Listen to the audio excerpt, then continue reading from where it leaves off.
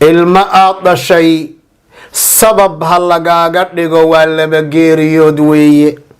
fa inna lillahi wa inna ilayhi raajicuun.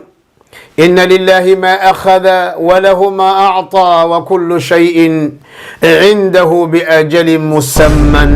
hooyo xaliimo tagtay oo dhimatay, indheheenna ayaana ku aragnay wixay ku dhimatay. hooyo walbay taxadar. bismi illaahi araxmaani araxiim. alxamdu lilaahi rabbi alcaalamiin.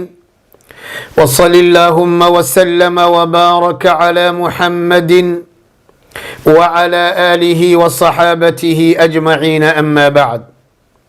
ayuha alaxibatu fi llaahi uxibukum fi llah. maanta waxaan idinla wadaagayaa dhacdo aad iyo aad u xanuun badan, qalbigayga iyo qalbigaagaba xanuujisay. waa dhacdadii ka dhacday xaafadda farjanno ee magaalada kismaayo.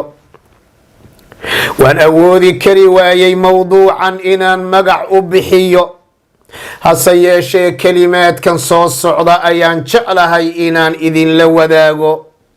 qodobkeenna koowaad, ilma aad dhashay sabab ha lagaaga dhigo waa laba geeriyood weeye. fa inna lilahi wa inna ilayhi raajicuun. ina lilahi ma akhada walahu ma acطaa wa kullu shayin cindahu biajalin musamman. qodobkeenna labaad, nabar aadan filanaynin inuu kaaga yimaado meel aadan ka filanaynin waa ka xanuun badan yahay nabar aad filanaysay oo kaaga yimid meel aad ka filanaysay. mar kale waxaan leehay xanuun badanaa. fa inna lilahi wa inna ilayhi raajicuun. marka saddexaad waxaan leehay waa aldulmu alcamiiq aladi laa tamxuu xawaadiثu اlayaam. waa dulmi iyo gardarro aad iyo aad weliba u xeel dheer oo ayaamaha iyo taariikhda iyo maalmuhu iyo sanawaadku marna aynan tirtiraynin. nin shaacira wuxuu yidhi wadulmu dawi lqurba ashaddu madaadatan cala almar'i min waqci lxusaami lmuhannadi. dulmiga dadka qaraabada ah dhexdooda dhaca waa ka xanuun badan yahay seefta aadka iyo aadka u af badan in madaxa iyo qoorta lagaaga dhufto. waxaa ka xanuun badan dulmiga ehelka iyo qaraabada dhexdooda dhaca. famaa baaluk, maxaad u malaynaysaa dulmigu hadduu hooyo ku dhacay, dulmigaana uu kaga yimid ayo ilmihii ay uuraysatay, ilmihii ay 9 bilood caloosha ku siday, ilmihii fooshaad ogeydeen ay la soo martay, kadibna ay ugu dhaqaaqday tarbiye iyo barbaarin inay cunto iyo cabitaan iyo dhan walba ay ka tarbiyayso.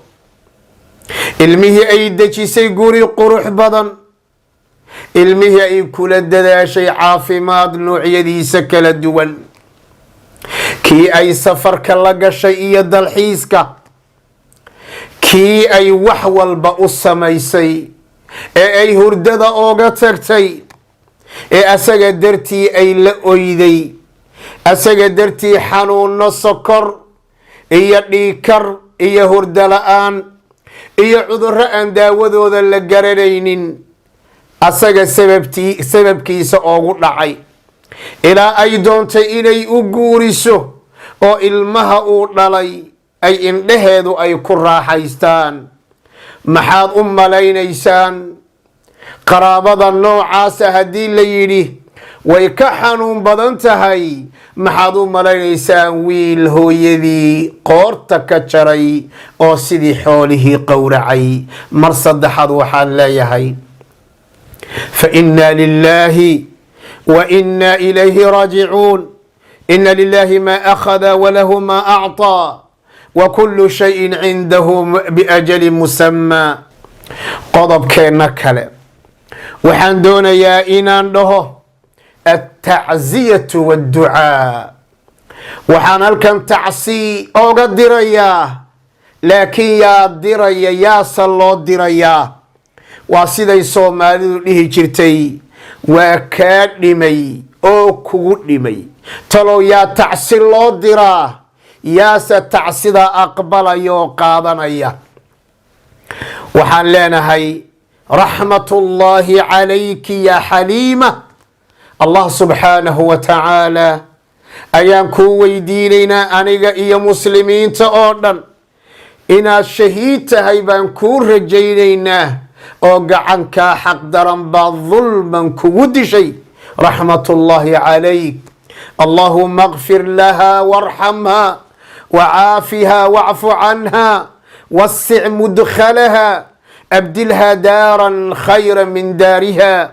وأهلا خيرا من أهلها وأهلا خيرا من أهلها وأهلا خيرا من أهلها اللهم آمين اللهم آمين قضب كيغا كلم ولله الحكمة البالغة إلهي حكمة قوني وآد إيا آد وحيل ديربو ألليهي وأضغ مياد ضليلهي oo ma uur baad ku qaadi lahayd oo miyaad nafaqayn lahayd oo miyaad naf iyo nafiisba u huri lahayd malakul mowtkaagii cid aad og tahay inay ku dilayso adduunyadana ku dhaafinayso miyaad adigu sidaas aad u samayn lahayd ilaahay baa wax walba qariyey agtiisayna ku kaydsan yihiin وما قدر الله حق قدره يينا نغا نقونين إلهي سبحانه وتعالى وينين بو نغا مدنيهي